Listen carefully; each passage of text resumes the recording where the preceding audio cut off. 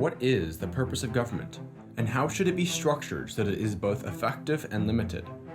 James Madison once observed that if men were angels, no government would be necessary.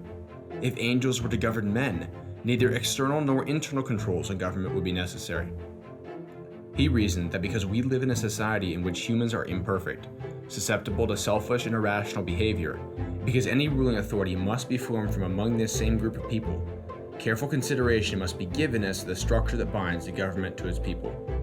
Thus, the principal dilemma faced by any system of governance is, as Madison says, how to first enable the government to control the governed, and in the next place oblige it to control itself.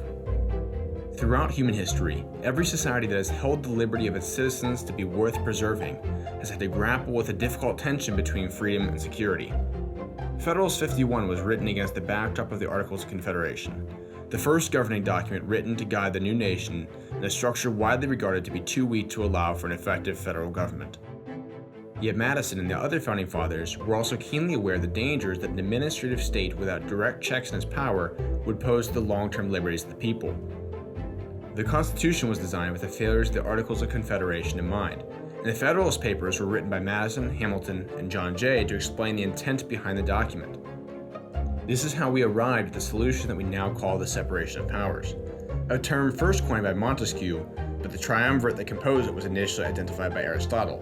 He observed the deliberative, the magisterial, and the judicative functions that any government must fulfill.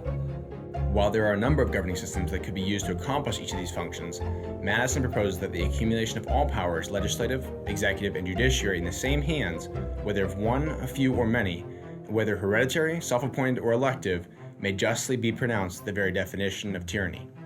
Consequently, the Constitution established the legislative, executive, and judicial branches, each charged with different responsibilities and abilities for the preservation of the Republic. The legislative exists to represent the people and to debate and then adopt laws. The executive exists to enforce those laws, and the judicial branch exists to assess their constitutionality. In the modern era, the struggle for power between the government and the governed continues apace.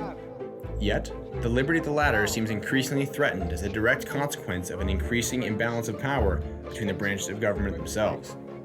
Once more, Madison warns that the great security against the gradual concentration of the several powers in the same department consists in giving those who administer each department the necessary constitutional means and personal motives to resist encroachment of the others.